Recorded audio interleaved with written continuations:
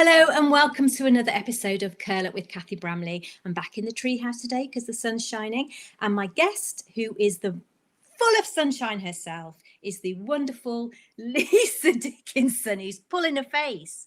She's pulling her face. Right, I'm going to click on you and you're going to appear next to me, just there. Here she is. Oh, get a bit closer. No,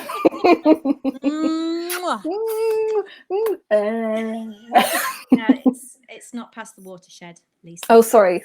Lisa Isla Lucy. Hello. Dickens Gordon. Yes, that is all of my personalities. Yeah, you're not even double-barreled, you're triple-barreled these days, aren't you? But anyway, enough of all that, because we'll come to that. Okay. So Lisa is my guest today. Lisa I met quite a few years ago. Yeah. Because we share the same agent, don't we? We do. share Hannah Ferguson. She's lovely. She is, and she's got the best hair, hasn't she? Oh, yeah, Lovely eyes. Yeah, she's really good at photography, and her children are beautiful. Yeah. Beautiful. She's just ace. Yeah. We love you, Hannah. We love you, Hannah. We love you, Hannah. So I've asked Lisa to join me because recently she sent me a begging letter. She did ask me, in all truthfulness, to read her new book, which is called The Broken Heart's Honeymoon, which I'm reading just in case I get it wrong. The Broken Heart's Honeymoon, which is actually coming out under a different name, one of your many pseudonyms, pen names, nom de plume. Nom de plume. And I'm going to ask you to tell me. In fact, no, I'm not yet, because I haven't even let you speak. Hello. Hi, Cathy Bramley. How are you? I'm very well. I've just realised we're on like third minute of the conversation and you haven't spoken yet. So hello. That's all good. Hello, my love. Thanks so much for having me. It's lovely to be here, snuggled in your shed with you. Yes. Sort of. Yeah, sort of. And where you're down in Devon, aren't you? I always get this wrong. Whereabouts is it you live? I live in Sidmouth, which is probably about maybe like an hour from Hope Cove, the setting of A Match Made in Devon. Yeah. I love the photo you put up the other day, Cathy, of your upside down book photos when you took your pilgrimage all the way down there. I went to take some pictures, obviously, as you've seen, of my book outside, just in front of the disused lifeboat house, which features in the book, and I took loads of pictures, and I was on the people were milling around me with their picnics and surfboards and all the rest of it, and I was taking all these selfies holding my book up. And then I went for lunch, and when I went back through my pictures to see one I could post, I was like, oh, I don't believe it, they're all upside down. The book is upside down, every picture. And people must have been walking past thinking, does she know she's got that book upside down? Nobody said. But I didn't have time to go back and do it again because I was off somewhere else. In fact, I was meeting you. Of course. Yeah. Ooh. Yeah. Where did we go? Plymouth? We did Plymouth and Exeter. Yeah, so that night was Plymouth, I think. So I had to get to Plymouth, so I couldn't hang around and redo the photo shoot. Yeah. That was a lovely couple of nights, wasn't it? It was so nice. It was so nice to just hang out with you and Miranda and Holly, and we chatted with other readers and people. We were in Waterstones, weren't we, in Plymouth, and the library in Exeter. And it was so nice. The heat. Do you remember the heat in that library? Oh, yeah. And they've got fans all around us, haven't they? It was so hot. We had to have the all the curtains shut in the back because it was something like 38 degrees in there that night. Yeah, it was that real heat wave. Yeah, it was amazing weather. I think it was like was it July? I think it was July. Yeah, it was July. Yeah. End of July. So yeah, it was fantastic, and we did as you said a couple of events with Miranda Dickenson and Holly Martin as well. It was really good fun. Gosh, yeah, that was 2 years ago, I think. Oh, it feels like it. I think we better do some more. I think we should. I have to do another book set in Devon, or you'll have to have one set up a bit further north. All right, deal. Where do they live in? Where's the UK base in Broken Hearts Honeymoon? Well, there isn't actually a specific UK base in the book. I felt like I didn't really need them to have a specific base. And so I quite like sometimes when I can leave things a little bit vague to do with either the looks of the characters or where they live, if it's not imperative, because then I feel like when people are reading it, they can kind of put themselves in their own towns or their own, dream man or something. They can kind of project that into them. So I felt for this one there was such a location setting for the whole rest of the book, obviously all being in Japan, that I thought, you know what, it's not important for the UK bit. No. Okay, well, we'll just have to do a book tour anyway. Yes. Yes. As soon as we're allowed out the house. Yes, I know. Well, that's going to be so nice, isn't it? Yeah. So you didn't go and queue at Primark at 7 o'clock? No, I didn't. Although my daughter did show me pictures of it, and I just thought no, because they were all queuing all the way around the centre of Nottingham, because it's right. Primark's right in the centre, so there was a big snake of a queue. But no, I didn't fancy that for some reason. No. Not about that at all. No, have you been out much? No, not really. Just dog walks. Dog walks and kind of pointing at people in groups and going, "Ooh, what are they doing?" Yeah. Ooh. I know. No, it's my mum's birthday on Sunday. Happy birthday, your mum. I know, Sue. And I think I'm going to, that's going to be my first trip, because she lives about 60 miles away. So I think I'm going to go and just sit in the garden and wish her happy birthday. That sounds lovely. Yeah, because, I didn't see her on Mother's Day because it was right at the beginning of lockdown. And I was like, should I go? Should I not go? So I didn't go, and I had to hold up her present. I bought her a painting for Mother's Day. I had to hold it up. Yeah. I really like it. But she hasn't had it yet. Oh. So I think I'm going to go and take that and her birthday present as well. So that sounds lovely. Yeah, I just have to sit in the garden and hope it's a nice sunny day. So that'll be my first trip. Are your parents close by? They are about an hour away. So they're the other side of Devon, just the other side of Dartmoor. So yeah, I've not been able to see them yet. They've been doing kind of shielding and stuff. But hopefully soon, once the lockdown was lifted slightly, we've then had pretty rubbish weather since then. I know, yeah, it's gorgeous here today. Yeah, we had terrible thunder, lightning, and horrendous rain yesterday. I mean, it was like jet washing, but from the sky. It was absolutely soaked, but it's gorgeous today. Really gorgeous. So, and where is Pearl today? Is she going to join you? Pearl, do you know what? I don't know. I don't know where she is. I think she's with Tony somewhere in the house. She's usually with Tony somewhere. She got him. They're not friends today because she got him up 4 times in the night. Yeah, and twice it was just to have a look in the garden and then come back in. So they're not speaking. He's shielding at the moment. So, but she stays with him. So, and we've tried to make her stay with me, but she won't. She wants to be with her dad. So. Oh. But so yeah, I don't know what we're gonna have to do something though, because he's not getting much sleep. Yeah, 4 times in the night. Anyway, look, let's talk about your book. Okay. Let's talk about the new book called The Broken Hearts Honeymoon. Which way are we go? Yeah, that way.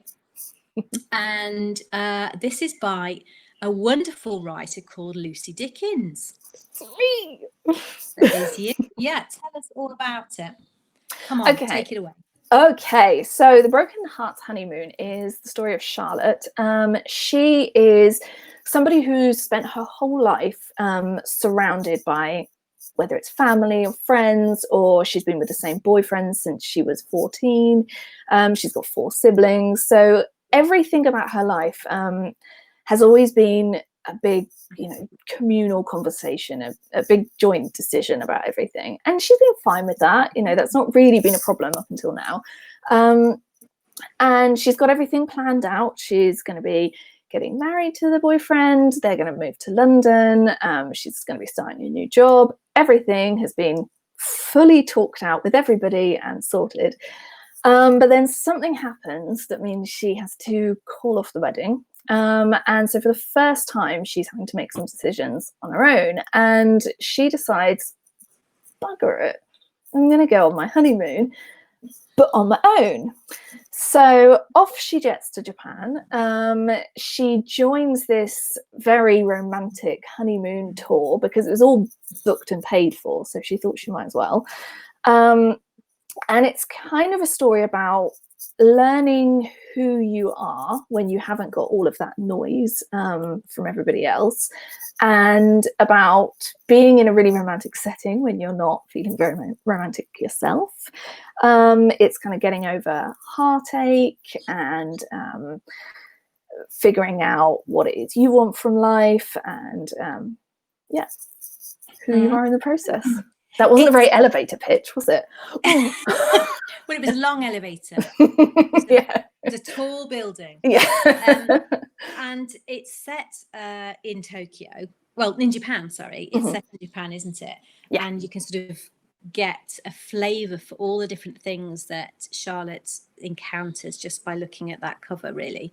And I have to say, I said to you, off air before we started recording, that I hadn't really ever had a yearning to visit Japan, and nothing negative, it's just not popped up on my radar. But now, after reading this book, I really want to go. It sounds absolutely gorgeous, and there were so many things in there that I just really, really enjoyed. Good. Scenery and the things that she got to do, I just really, really enjoyed it. She does do a lot of adventuring. It's a great country for having all of these different types of things. You've got tropical islands in the south, you've got the Alps that you can hike through, you've got the busy cities, karaoke bars, so much kind of lovely scenery and calm, serene temples and gardens, and then busy, happy chaos. So was it one bit, was it called forest bathing? Yeah. Forest, that was fantastic. I just loved the idea. I could see me doing forest bathing for definite. Well, do you know what? You can do it in a few places in the UK. Really?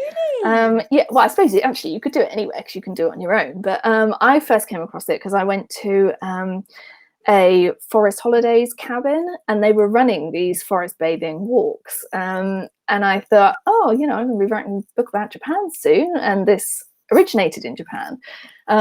So I went along, and there was a lot of kind of slow walking and staring at leaves and closing your eyes and listening to the noises and all this kind of thing. But it was really nice. I mean, it was a bit cold when I went, but yeah, it was really nice, and it did kind of make me think, do you know what? Sometimes you do walk around a little bit too much, just looking down, or in my case, just staring at my dog because I'm obsessed with him. It's really good. Actually, I love forest sound and bird sound and everything, and in fact, I usually listen to that when I'm writing. I just have it on. You? Yeah, have it. Sometimes the last book that I wrote was set at the seaside, so I had ocean waves going the whole time. And actually, it's amazing how much it jogs your memory when you're writing something like that, and you hear waves. It does sort of trigger things. Memories. So no, a lot of the time I'm I have bird song, or Lovely. Sometimes I like a little tinkling chimes in the breeze, things like very that. Nice. Very sounds very calm. It's very calm, yeah. Yeah. In the background I can hear that. Have you moved my boots? I plug them in a bit tighter. Do you do most of your writing in your writing shed? Or in your treehouse, I should say. In treehouse. I'm going to.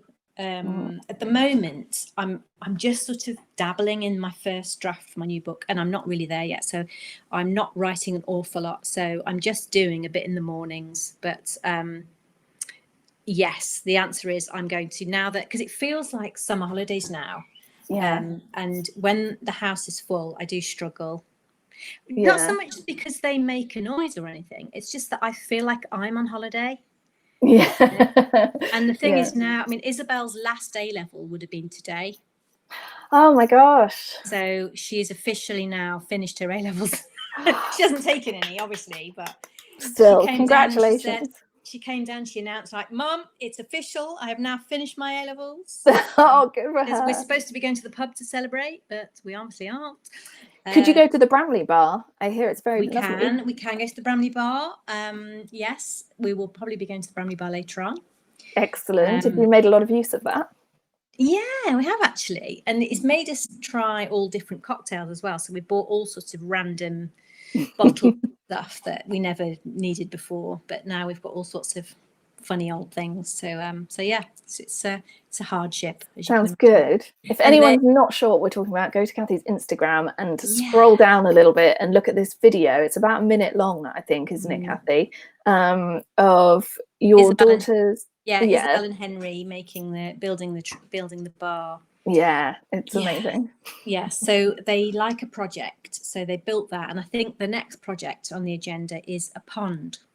Oh, okay. Going to build a pond, which I'm in favour of, because with all this dry weather, we have a lot of little hedgehogs and things which can't get any water. So we did have a very thirsty hedgehog a couple of years ago.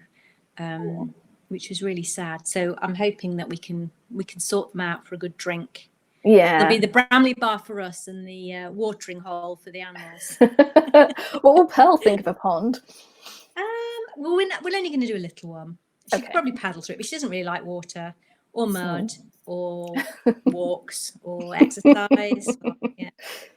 She just likes cheese and sleep, really. So that's her too. Sounds a lot like me. Don't know where she gets it from. So anyway, tell us when your book is going to be out. So it's out in ebook on the 1st of July, and then it's out in paperback on the 23rd of July. Very, very exciting. Very soon. And I do wholeheartely recommend this book. I absolutely loved it. And is there going to be, are you working on a second one now under this Lucy Dickens name? Or? I am.